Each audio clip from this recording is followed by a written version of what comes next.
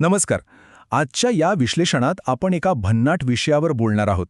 बघा, उन्हाळ्याची सुट्टी म्हणजे फक्त आराम करण्याचा काळ नक्कीच नाही, तर स्वतःला अपडेट करण्याची, एक नवीन आणि अत्यंत महत्त्वाचं आधुनिक कौशल्य शिकण्याची ही एक सुवर्ण संधी आहे. आणि ते कौशल्य कोणतं? अगदी बरोबर, स्पोकन इंग्लिश. चला तर मग जराही वेळ न घालवता थेट सुरुवात करूया. आता तुमच्या मनात नक्कीच हा सर्वात मोठा प्रश्न आला असेल की ह्या सुट्टीत स्पोकन इंग्लिश नक्की कसं सुधारायचं? मला माहितीये, इंग्रजी बोलताना अनेकांना थोडी भीती वाटते, संकोच वाटतो आणि हे अगदी साहजिक आहे.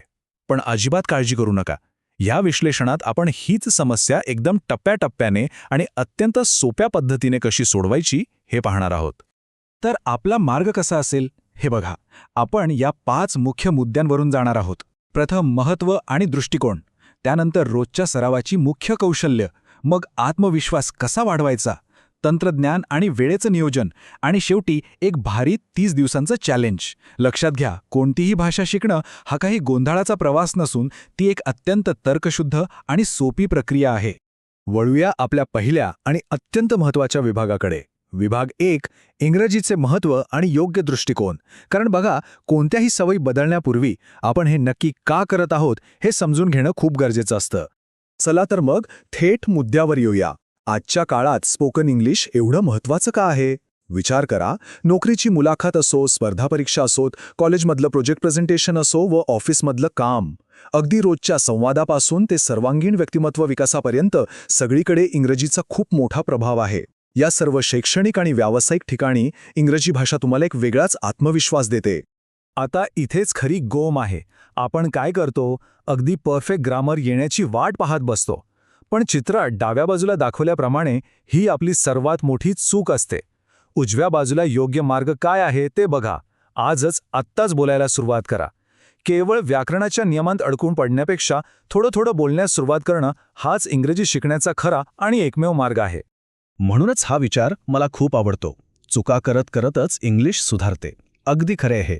नेहमी लक्षात ठेवा, चुका करणं म्हणजे काही अपयश नाहीये. भाषा शिकताना ती एक अत्यंत आवश्यक पायरी आहे. त्यामुळे माझं चुकेल ही भीती आता अगदी मनातून काढूनच टाका.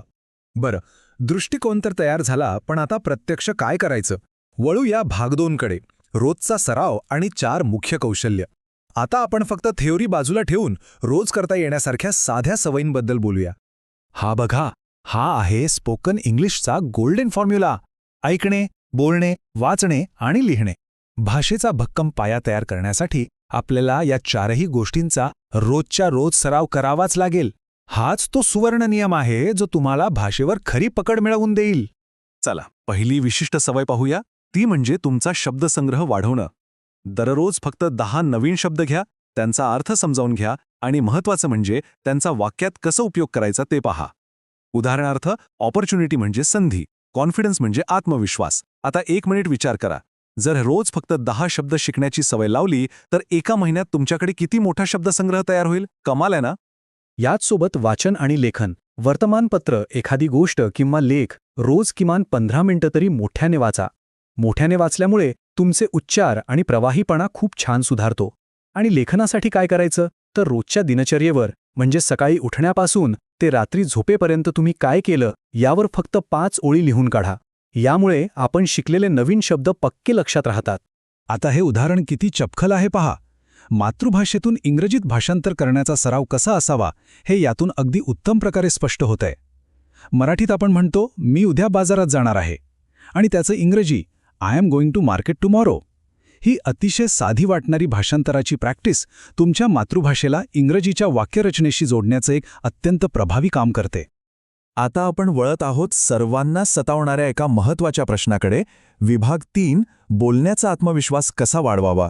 लोकांशी इंग्रजीत बोलण्याची भीती कशी दूर करायची, चला बघूया. आत्मविश्वास वाढवण्यासाठी काही खूप भारी आणि व्यावहारिक ट्रिक्स आहेत. पहिली म्हणजे मिरर प्रॅक्टिस. होय, आरशासमोर उभे राहून स्वतःशीच बोलायचं. स्वतःची ओळख, आपले छंद, ध्येय इंग्रजीत सांगायचा प्रयत्न करायचा. त्यानंतर कोणत्याही एका विषयावर सलग 2 मिनिटं बोलण्याचा सराव करायचा. आणि सर्वात सोपी गोष्ट म्हणजे मित्रांसोबत बोलताना छोटी छोटी वाक्ये वापरायला सुरुवात करा. व्हॉट आर यू डुईंग किंवा लेट्स स्टडी. संकोच दूर करण्यासाठी ही 1 नंबर सुरुवात आहे. आणि एक गोष्ट मात्र कायम लक्षात ठेवा, लोक हसतील ही भीती मनातून पार काढून टाका. अजिबात विचार करू नका की माझं चुकलं तर काय होईल. कारण जे लोक आज अगदी अस्खलित किंवा फ्लुएंट इंग्रजी बोलतात ना, ते सुद्धा कधीतरी सुरुवातीला अगदी तुमच्यासारखेच नवशिके होते. शून्यातूनच सुरुवात होते हे विसरून चालणार नाही. वळूया विभाग 4 कडे. तंत्रज्ञानाचा वापर आणि अचूक नियोजन. तुमच्या हातातला स्मार्टफोन हा फक्त वेळ घालवण्याचे साधन नाहीये, तर तो तुमचा सर्वात उत्तम शिक्षक बनू शकतो. कसं तेच आता पाहूया. मोबाईलचा खरा स्मार्ट वापर कसा करायचा याचीही एक मस्त यादी आहे. इंग्रजी व्हिडिओज पहा, पॉडकास्ट ऐका आणि हो, इंग्रजी चित्रपट पाहताना त्याचे सबटायटल्स नेहमी ऑन ठेवा. यामुळे ऐकलेले उच्चार आणि स्क्रीनवरचे शब्द यांची मेंदूत उत्तम सांगड बसते. तसंच Duolingo, hello English, BBC learning आणि केक ॲप यांसारखी भन्नाट ॲप्लिकेशन्स वापरून रोज सराव नक्की करता येईल. आता या स्लाईडमधली सर्वात रंजक गोष्ट म्हणजे हे दिवसाचं नियोजन. दिवसाची वेळ आणि त्यानुसार करायची कृती किती मस्त विभागली आहे बघा. सकाळी फ्रेश असताना शब्दसंग्रह आणि वाचन, दुपारी थोडं व्याकरण आणि लेखन, संध्याकाळी बोलण्याचा सराव आणि रात्री रिलॅक्स होताना इंग्रजी चित्रपट किंवा पॉडकास्ट. अभ्यासाचं हे नियोजन दिवसाच्या वेगवेगळ्या भागांमध्ये अगदी सहज आणि मजेत कसं बसवता येतं हे यावरून एकदम स्पष्ट होत आहे. आणि आता आपण या विश्लेषणाच्या सर्वात एक्साइटिंग टप्प्यावर आलो आहोत. विभाग 5, 30 दिवसांचे इंग्रजी सरावाचे चॅलेंज. आत्तापर्यंत आपण ज्या सगळ्या सवयी पाहिल्या त्यांना एका कृतीत उतरवण्याची आता वेळ आली आहे. हा आकडा बघा, 30. फक्त 30 दिवस. होय, जर रोज फक्त 1 तास या सर्व गोष्टींचा तुम्ही न चुकता सराव केला तर या 30 दिवसांनंतर तुमच्या इंग्रजी बोलण्याच्या क्षमतेत तुम्हाला स्वतःला एक प्रचंड मोठा बदल जाणवेल, हे नक्की. तर इथला सर्वात महत्त्वाचा मुद्दा असा की इंग्लिश ही टॅलेंट नाही, ती रोजच्या सरावातून विकसित होणारी स्किल आहे. हे 100% सत्य आहे. जन्मतः मिळालेल्या बुद्धिमत्तेपेक्षा तुमचा सातत्यपूर्ण प्रयत्न आणि तुमचा रोजचा सराव हाच कोणत्याही भाषेवर प्रभुत्व मिळवण्यासाठी खरा उपयोगी पडतो. आजची छोटी सुरुवात उद्याचे मोठे यश घडवते. किती खरे नाही. ह्याच प्रेरणादायी विचाराने आपण आजच्या या विश्लेषणाचा शेवट करत आहोत.